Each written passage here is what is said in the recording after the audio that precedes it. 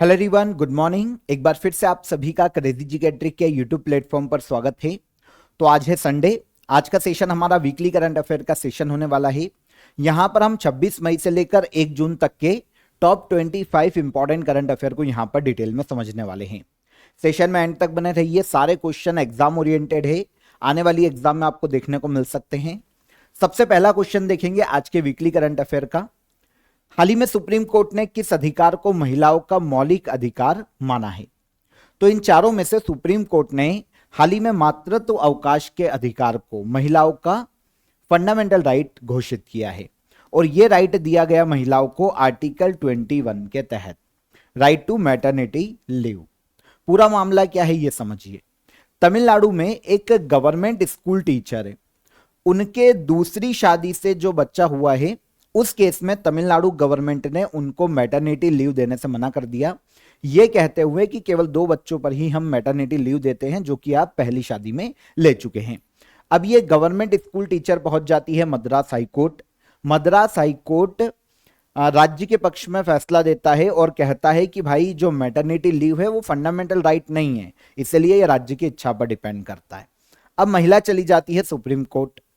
Supreme court इस case में कहता है कि मैटरनिटी लीव का जो अधिकार है आर्टिकल 21 के तहत महिलाओं का मौलिक अधिकार है और वो उनको दिया जाना चाहिए।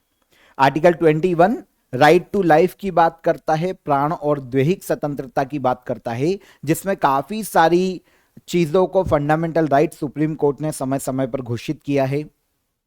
फॉर एग्जाम्पल निजता का अधिकार है ना, जो राइट टू प्राइवेसी होता है, right to food, right to clothes, fresh air और बहुत सारी चीजों को समय समय पर सुप्रीम कोर्ट ने आर्टिकल 21 का मौलिक अधिकार माना है।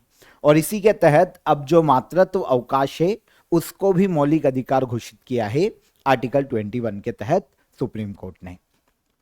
46 आसियान शिखर सम्मेलन 2025 का आयोजन किस देश में किया गया?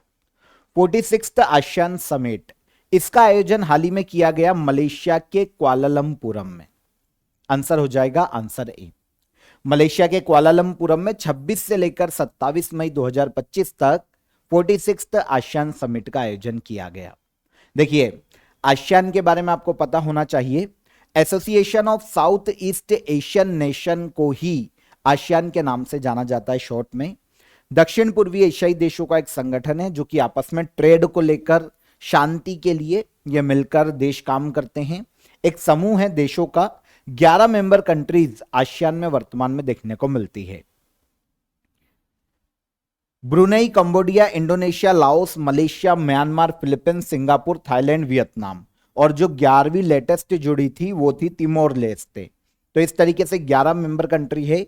आसियान की स्थापना की गई है 8 अगस्त 1967 में बैंकॉक डिक्लेरेशन के आधार पर।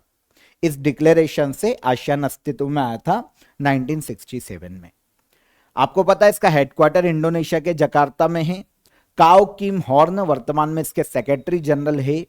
और इसके पहले जो 44 और 45 आसियान समिट थी उसका आयोजन लास्ट ईयर किया गया था 2024 में वियंताने में, जो कि लाओस में स्थित है। तो लाओस में 44 और 45 आसियान समिट आयोजित की जा चुकी है। और अब 46 आसियान समिट का आयोजन कहां किया गया? मलेशिया के कुआलालंपुरम में। The women who run AIIMS the memories of a medical pioneer पुस्तक किसके द्वारा लिखी गई है? The woman who run AIIMS, इस पुस्तक को लिखने का श्रेय दिया जाता है डॉक्टर स्नेह भार्गव को। डॉक्टर स्नेह भार्गव की अगर हम बात करते हैं तो यह पहली फीमेल डायरेक्टर है एम्स की। अब इन्होंने एक बुक लिखी है। एक्चुअल में इंदिरा गांधी, जो कि भारत की पूर्व पीएम रह चुकी है, उन्होंने पहली फीमेल डायरेक्टर के रूप में डॉक्टर स्नेह भार्गव की नियुक्ति की थी एम्स में। और यहां पर जिस दिन नियुक्ति की गई उनकी, उसी दिन दोपहर में खबर आ जाती है कि इंदिरा गांधी को उन्हीं के जो सिक्योरिटी गार्ड है उन्होंने गोली मार दी। तो अपने इसी एक्सपीरियंस को इन्होंने अपनी इस बुक में बताया है, अपने कार्यकाल को बताया है, क्या कंडीशन थी उस समय उसके बारे में इन्होंने अपनी बुक में डिस्कस किया है डॉक्टर स्नेह भार्गव ने। The women who run AIIMS the memories of a medical pioneer, इनके द्वारा लिखित पुस्तक है। एक इंडियन रेडियोलॉजिस्ट हैं डॉक्टर स्नेह भार्गव, जिन्हें 1991 में पद्मश्री से सम्मानित किया जा चुका है। ठीक है, आगे बढ़ेंगे हम। केंद्र सरकार द्वारा एएमसीए प्रोग्राम को मंजूरी प्रदान की गई। एएमसीए प्रोग्राम का पूर्ण रूप क्या है? एएमसीए प्रोग्राम का पूर्ण रूप है advanced medium combat aircraft. Central government ने, केंद्र सरकार ने हाल ही में इस प्रोग्राम को मंजूरी दी है ताकि देश में 5th जनरेशन एयरक्राफ्ट का निर्माण किया जा सके। यहां पर 5th जनरेशन एयरक्राफ्ट की अगर हम बात करते हैं तो ऐसे एयरक्राफ्ट जो कि टेक्नोलॉजी में बहुत आगे हो, इसके अलावा यह स्टेल्थ टेक्नोलॉजी पर आधारित हो, मतलब रडार से बचकर बहुत ही स्पीड में जाकर कहीं भी ये अपने टारगेट को हिट कर सकते हैं। इसके अलावा दुश्मन के जो रडार है उनसे बचकर तेजी से ये हमला करने में सक्षम है। तो इस तरीके के 5th जनरेशन के एयरक्राफ्ट का निर्माण करना एएमसीए प्रोग्राम का मुख्य उद्देश्य है। भारतीय लड़ाकू विमान या फाइटर जेट बनाने की ये योजना है ताकि भारत डिफेंस सेक्टर में आत्मनिर्भर बन सके। अभी तक हमारे पास जो एयरक्राफ्ट हैं वो 4.5 जनरेशन के, फॉर एग्जांपल तेजस देखें, राफेल देखें, तो ये 4.5 जनरेशन के हैं। अब हमको जरूरत है 5th जनरेशन के एयरक्राफ्ट की। राफेल, सुखोई, तेजस। अब यहां पर जो तेजस हमारा 4.5 जनरेशन का जो एयरक्राफ्ट है ना, इसका इंजन भी अभी तक हम खुद नहीं बना पा रहे। मैंने आपको फंडिंग कावेरी इंजन के बारे में बताया था, एक हैशटैग बहुत सुर्खियों में था, ताकि भाई तेजस का इंजन तो हम कम से कम घर में बनाएं।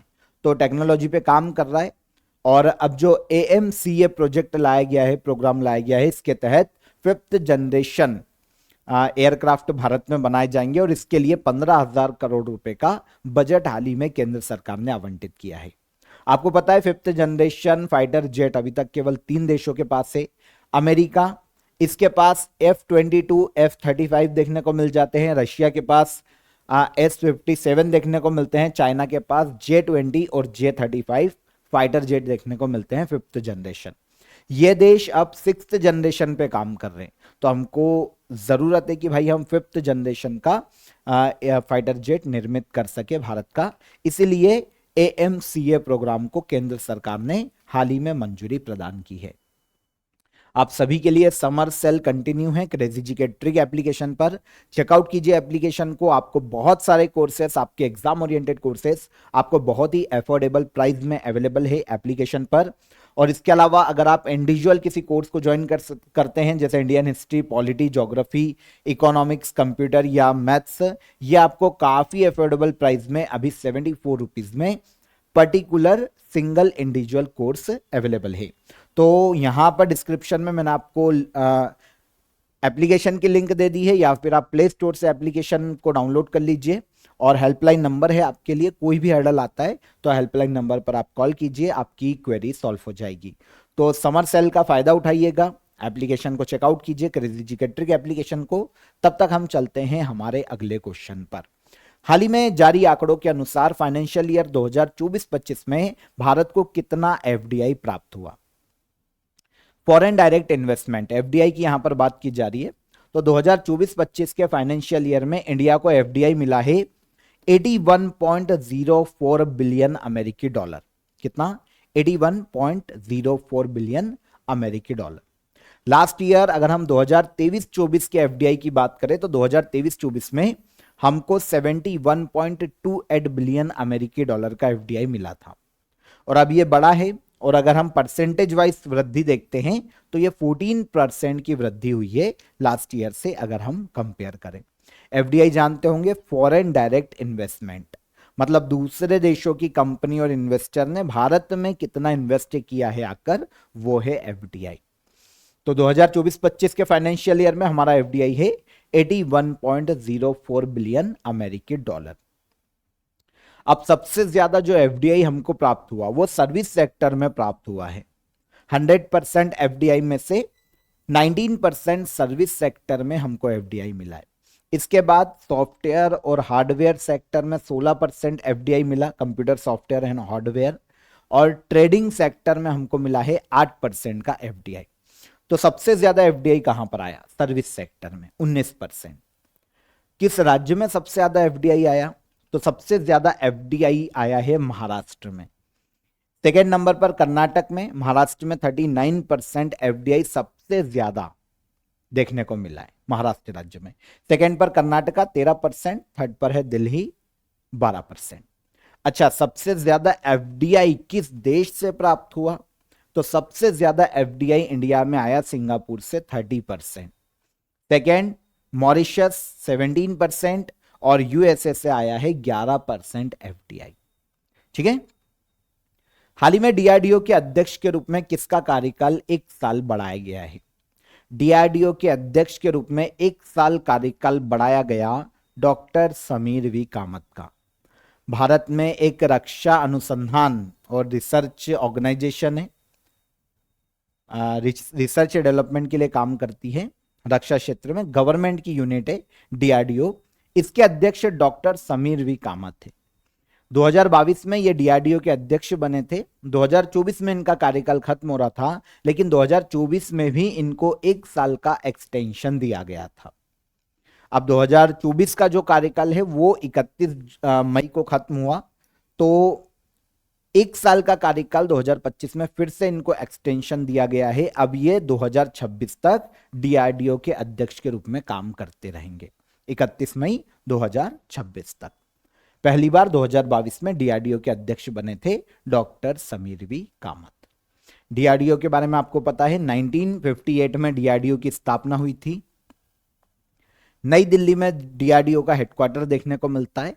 वर्तमान में 52 लेबोरेटरीज है जो कि डीआरडीओ के अंडर में काम करती है, और समीर वी कामत इसके अध्यक्ष हैं, जिनको 1 साल का एक्सटेंशन मिला है डीआरडीओ के अध्यक्ष के रूप में, डॉक्टर समीर वी कामत। पूर्वोत्तर भारत की चौथी राजधानी कौन बनी है जो कि नेशनल रेल नेटवर्क से जुड़ी है?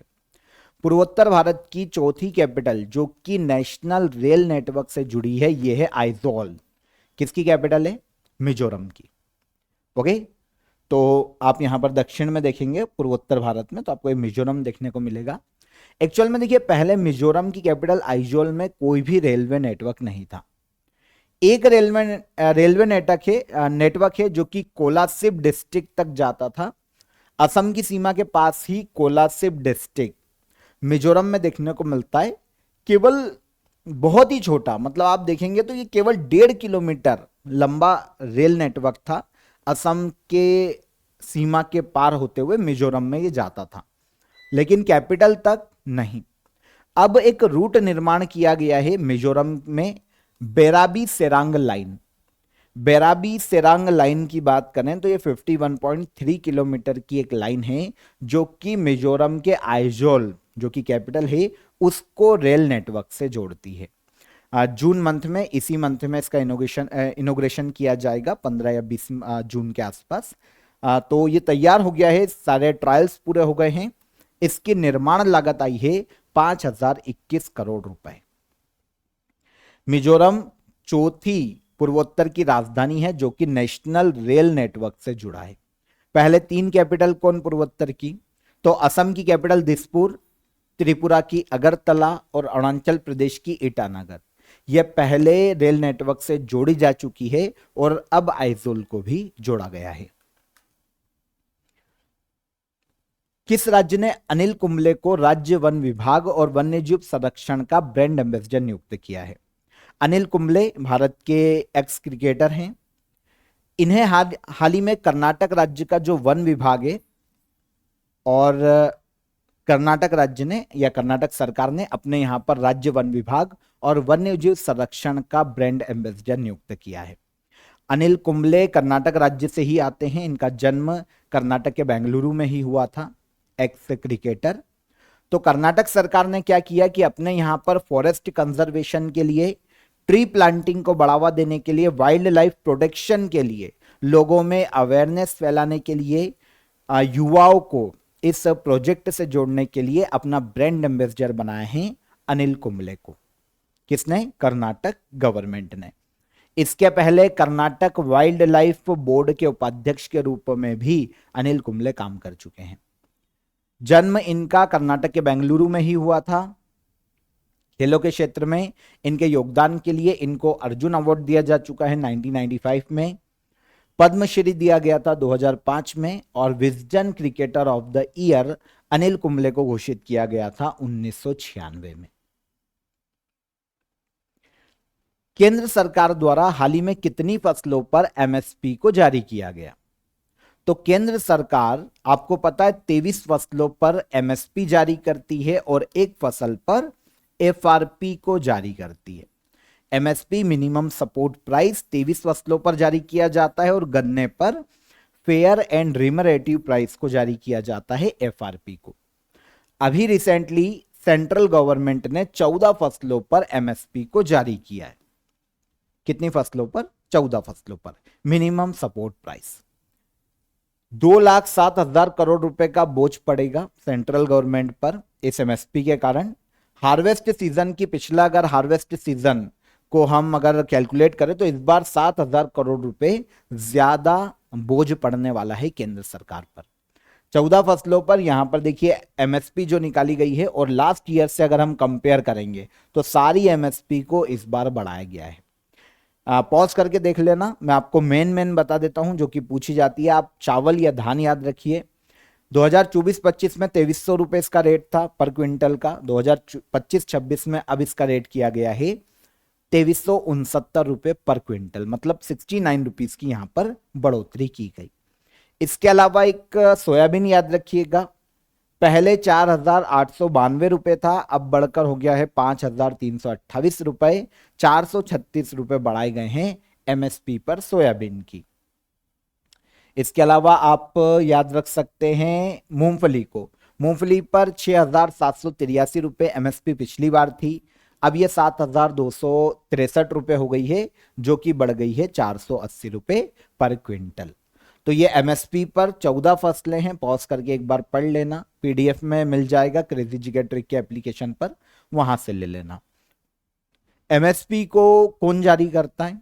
तो देखिए केंद्र सरकार एमएसपी जारी करती है, लेकिन केंद्र सरकार को सिफारिश करता है कृषि लागत एवं मूल्य आयोग, commission for agricultural cost and prices, जिसकी स्थापना 1965 में पहली बार की गई थी, और यह ministry of agriculture and farmer welfare के अंतर्गत काम करता है।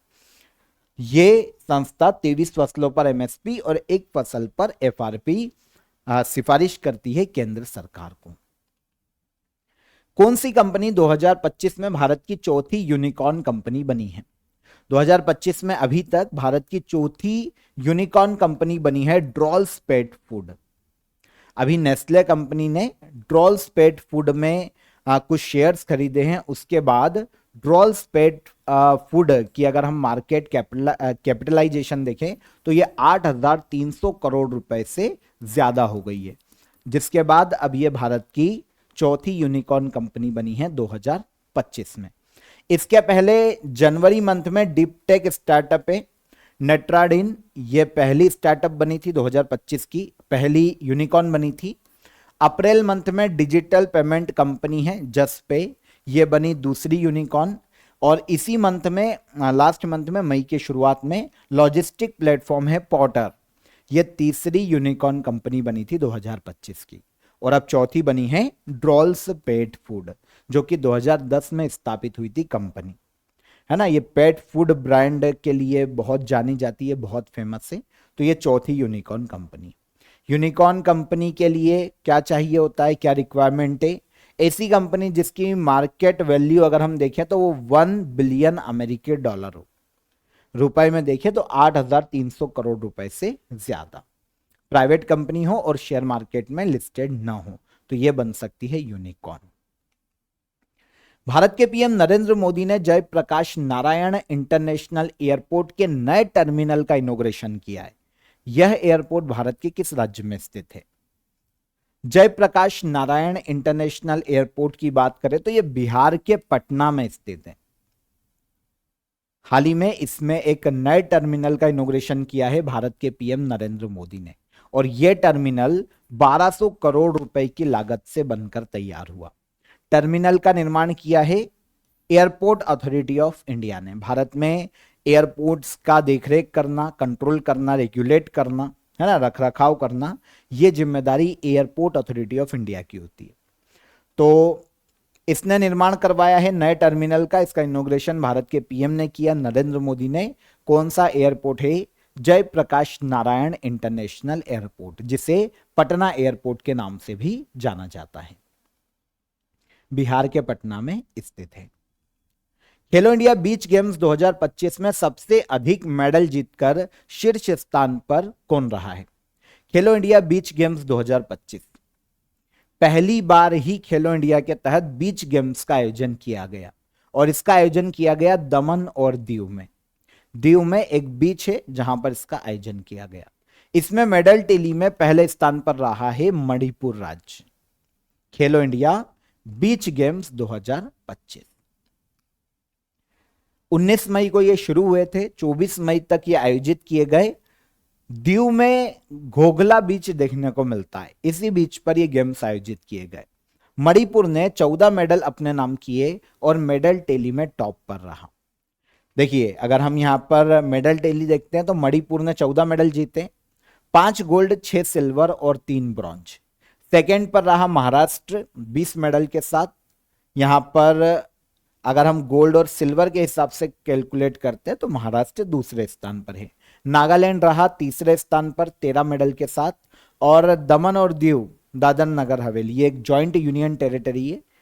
क्योंकि यहां पर आयोजन किया गया तो इसकी मेडल टेली की रैंक हमको पता होना चाहिए, 7वीं रैंक पर रहा है जिसने आयोजन करवाया 9 मेडल के साथ। तो मेडल टेली में खेलो इंडिया बीच गेम्स में 2025 में कौन रहा पहले स्थान पर? मणिपुर। यह पहला एडिशन है बीच गेम्स का। 78th कांस फिल्म फेस्टिवल में पाल्मे डी ओर अवार्ड किसने जीता है?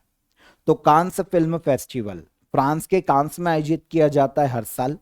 यहां पर जो सबसे बड़ा अवार्ड दिया जाता है वो पाल्मे डी ओर अवार्ड है, जो कि किसी डायरेक्टर को दिया जाता है, और यह दिया गया है 2025 में जफर पनाही को। अगर हम जफर पनाही की बात करते हैं तो ये एक ईरानी फिल्म मेकर है, ईरान के फिल्म मेकर है। इनकी movie it was just an accident के लिए इन्हें पाल्मे डी ओर अवार्ड दिया गया 78th कांस फिल्म फेस्टिवल में। सबसे बड़ा अवार्ड कांस फिल्म फेस्टिवल का, जो कि किसी फिल्म डायरेक्टर को दिया जाता है। ये सारी कैटेगरी में आपको मेंशन कर देता हूं। पूछा आपको पाल्मे डी ओर अवार्ड ही जाएगा, या फिर ज्यादा याद रखना चाहते तो एक ग्रैंड प्रिक्स अवार्ड को याद कर सकते हैं। यह दिया गया है जोशिम ट्रायर को, जो कि सेंटिमेंटल वैल्यू इनकी मूवी है, इसके डायरेक्टर है। और पाल्मे डी ओर अवार्ड दिया गया जफर पनाही को it was just an accident के लिए। बेस्ट डायरेक्टर का जो अवार्ड है वो दिया गया है द सीक्रेट एजेंट, एक मूवी है, इसके लिए क्लेबर मेंडोनका नाम के एक डायरेक्टर हैं, इनको दिया गया। बेस्ट एक्टर का अवार्ड दिया गया वॉग्निर मोरा को द सीक्रेट एजेंट के लिए, इसके एक्टर हैं। और बेस्ट एक्ट्रेस का अवार्ड दिया गया लिटिल सिस्टर नाम की मूवी के लिए नादिया मेलिती को। ठीक है, तो ये मेन कैटेगरी है। वैसे आपको सारी कांस की नहीं पूछी जाएगी, तो आप पहली याद रख लोगे, आपका काम हो जाएगा। ठीक है, 2024 में भारत में जिन्होंने कांस फिल्म फेस्टिवल में अवार्ड जीते थे उनकी बात करें, लास्ट ईयर के हैं, तो पायल कपाड़िया को ग्रैंड प्रिक्स अवार्ड दिया गया था, दूसरा बड़ा अवार्ड है। All We Imagine as Light movie की डायरेक्टर है पायल कपाड़िया। फिर विद्यानंद एस नायक को दिया गया ला सिनेफ अवार्ड। ये Sunflower were the first ones to know नाम की मूवी के डायरेक्टर है। और best actress Un Certain Regard category में दिया गया अनसुईया सेनगुप्ता को। द शेमलेस इनकी मूवी का नाम है। तो ये लास्ट ईयर के कांस अवार्ड है, इनको याद रखिएगा, पूछे जा सकते हैं। संयुक्त राष्ट्र द्वारा घोषित वर्ल्ड फुटबॉल डे हर साल कब मनाया जाता है? वर्ल्ड फुटबॉल डे हर साल मनाया जाता है 25 मई को। आपको पता है पहली बार 2024 में, लास्ट ईयर ही इसे मनाया गया, और 2025 में यह दूसरा साल है वर्ल्ड फुटबॉल डे का। 25 मई को मनाया जाता है। फुटबॉल खेलों को अंतर्राष्ट्रीय रूप से सभी देशों में प्रचलित करना वर्ल्ड फुटबॉल डे को मनाए जाने का मुख्य उद्देश्य। अच्छा, 25 मई की डेट क्यों चुनी गई? 25 मई 1924 को जो पेरिस ओलंपिक हुए थे ना, वहां पर समर पेरिस ओलंपिक में इंटरनेशनल फुटबॉल टूर्नामेंट पहली बार आयोजित किया गया था। उसी की याद में 25 मई को चुना गया और इस साल 2024 में भी ओलंपिक पेरिस में ही आयोजित किए गए 100 साल के बाद। तो इस घटना के 100 साल पूरे होने पर, फर्स्ट इंटरनेशनल फुटबॉल टूर्नामेंट के 100 साल पूरे होने पर वर्ल्ड फुटबॉल डे मनाया गया पहली बार 2024 में। हर साल यह मनाया जाता है 25 मई को। हाल ही में ब्रिक्स के न्यू डेवलपमेंट बैंक का नया सदस्य कौन बना है? ब्रिक्स के न्यू डेवलपमेंट बैंक का नया सदस्य बना है अल्जीरिया। अल्जीरिया इसने हाल ही में ब्रिक्स के न्यू डेवलपमेंट बैंक की सदस्यता ग्रहण की है। एक उत्तरी अफ्रीकी देश है अल्जीरिया। यहां पर ब्रिक्स की बात करें तो विश्व की 5 उभरती हुई अर्थव्यवस्थाओं ने मिलकर ब्रिक्स नाम का एक संगठन बनाया था, जिसमें शुरुआत में ब्राजील, रशिया, इंडिया, चाइना और साउथ अफ्रीका शामिल थे। अब इसमें 11 मेंबर कंट्री। इन देशों के मध्य में विकास कार्यों को प्रोत्साहित करने के लिए एक बैंक बनाया गया, ब्रिक्स डेवलपमेंट बैंक, है ना। इसे ही न्यू डेवलपमेंट बैंक के नाम से जाना जाता है। 5 सदस्य पहले से थे, उसके बाद बांग्लादेश, यूएई, इजिप्ट ये न्यू डेवलपमेंट बैंक के सदस्य बने और अब एक नया मेंबर जुड़ा है, अल्जीरिया। 2023 में इजिप्ट आखिरी मेंबर बना था, 8वां मेंबर, और अब अल्जीरिया भी जुड़ गया है न्यू डेवलपमेंट बैंक में। एक अफ्रीकी देश है। माउंट एवरेस्ट पर तिरंगा फहराने वाली भारत की पहली दृष्टि बाधित महिला कौन है? तो माउंट एवरेस्ट नेपाल में सागर माथा के नाम से जाना जाता है, विश्व की सबसे ऊंची चोटी। यहां पर तिरंगा फहराने वाली भारत की पहली दृष्टि बाधित महिला यह बनी है छोंजन अंगमो। छोंजन अंगमो की बात करें तो यह भारत के अरुणाचल प्रदेश राज्य से आती है।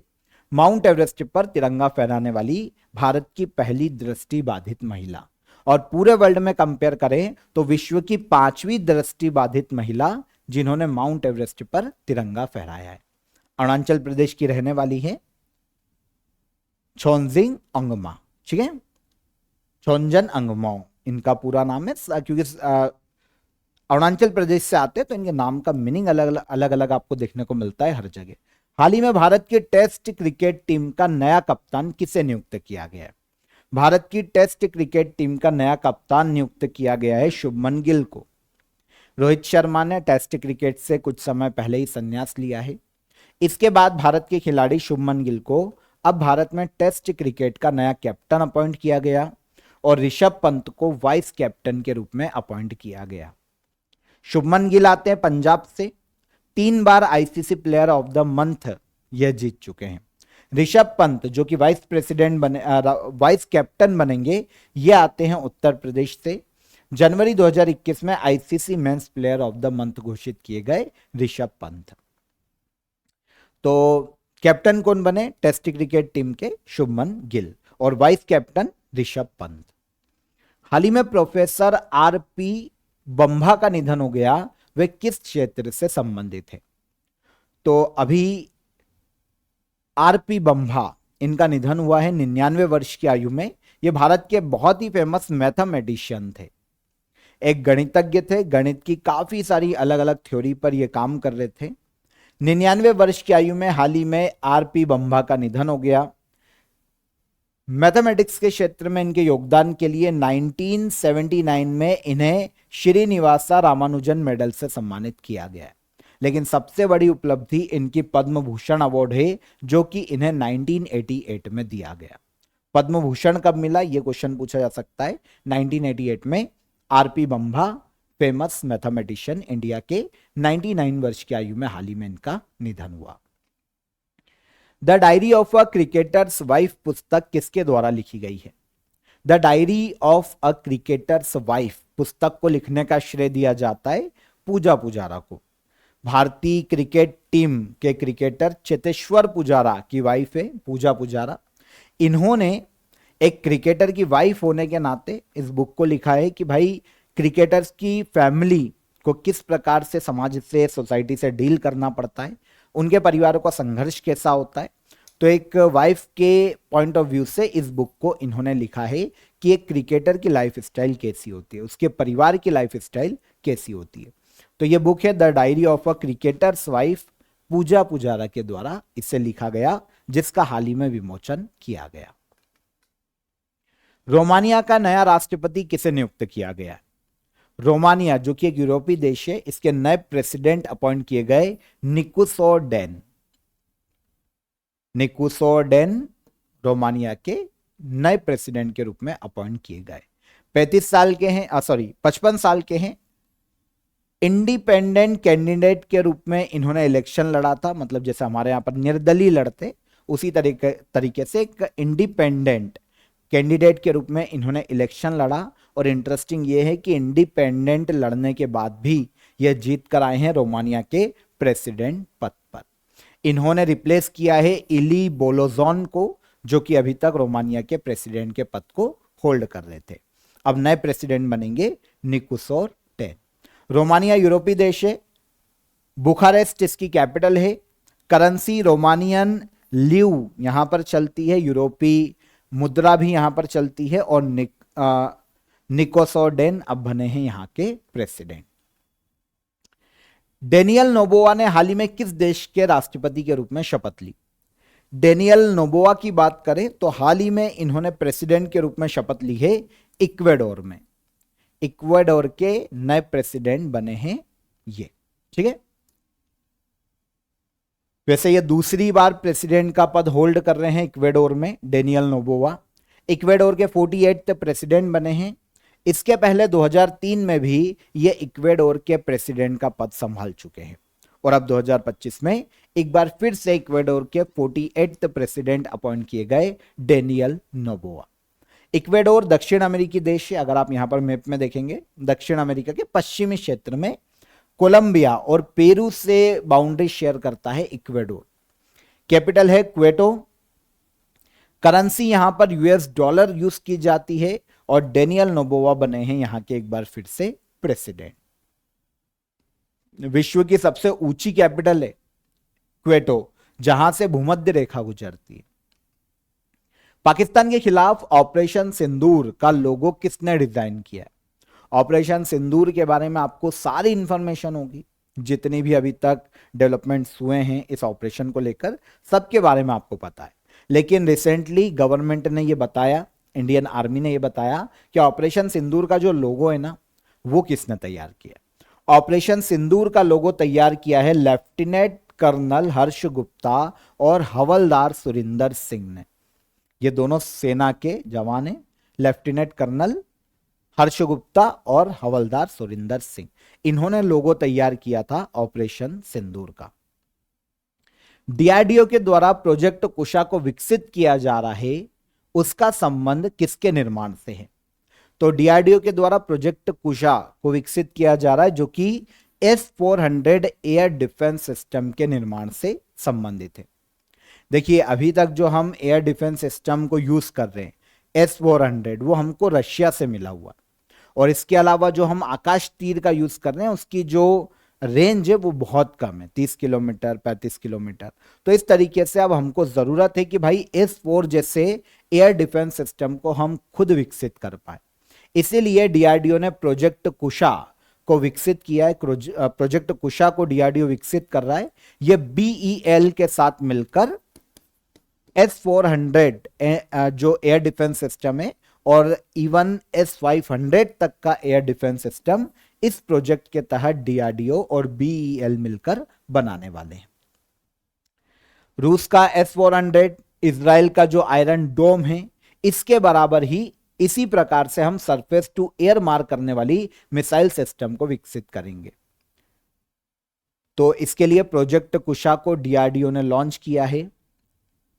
Long range surface to air missile बनाई जाएगी। S-400 क्या है? Long range surface to air, मतलब जमीन से हवा में मार करने वाला ये एयर डिफेंस सिस्टम है।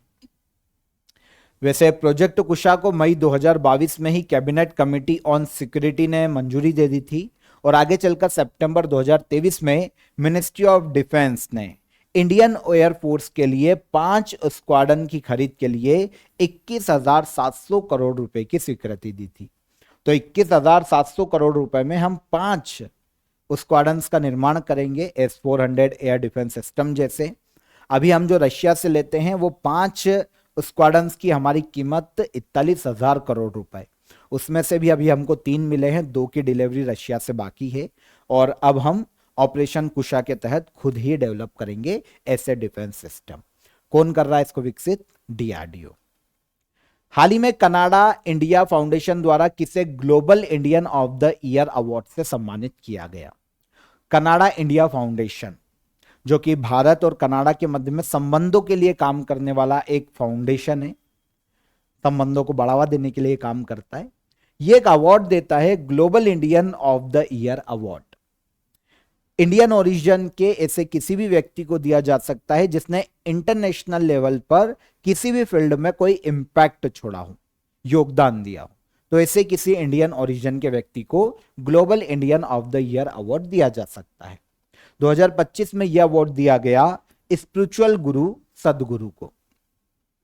सदगुरु ईशा फाउंडेशन के इन्होंने निर्माण किया, ईशा फाउंडेशन के संस्थापक है।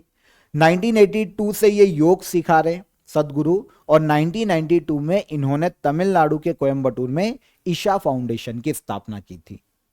अब सदगुरु को कनाडा इंडिया फाउंडेशन द्वारा global Indian of the year award से सम्मानित किया गया।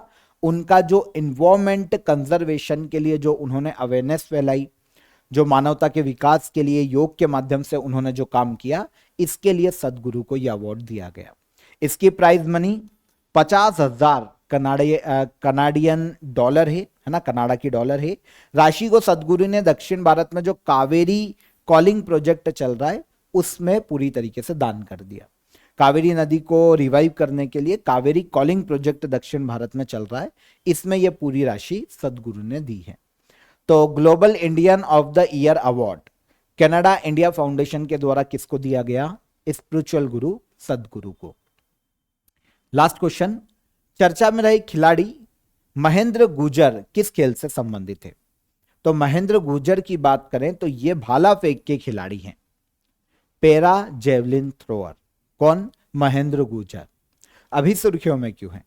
इन्होंने भाला फेंक में वर्ल्ड रिकॉर्ड बनाया है, वर्ल्ड रिकॉर्ड।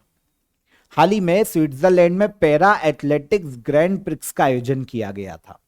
एथलेटिक्स की प्रतियोगिता है para athletics grand prix, para खिलाड़ियों के लिए, दिव्यांगों के लिए।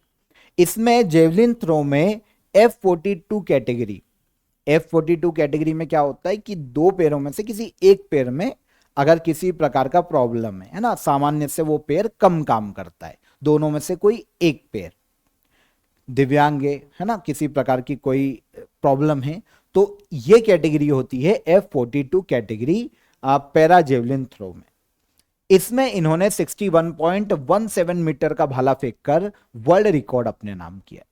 इसके पहले ये जो रिकॉर्ड था ब्राजील के रोबर्टो फ्लोरियानी के नाम था, जिन्होंने 2022 में 59.19 मीटर का भाला फेंका था।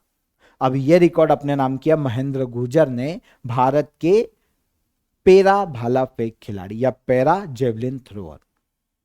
ठीक है, तो आई होप आप याद रख पाएंगे महेंद्र गुर्जर को, बहुत ही इंपॉर्टेंट है। और वर्ल्ड रिकॉर्ड कितने मीटर भाला फेंकने का है? 61.17 मीटर का। क्लियर? तो यहां पर हमने 26 मई से लेकर 1 जून तक के सभी करंट अफेयर को, जो कि इंपॉर्टेंट है, टॉप 25 क्वेश्चन को यहां पर डिटेल में डिस्कस किया। आई होप आपको सेशन पसंद आया होगा। वीडियो पसंद आया हो तो वीडियो को लाइक और शेयर कर दीजिए। चैनल पर पहली बार आए हैं तो चैनल को सब्सक्राइब कर लीजिए। फिर मुलाकात करेंगे नेक्स्ट डे के करंट अफेयर में। तब तक अपना ख्याल रखिए। जय हिंद, जय भारत।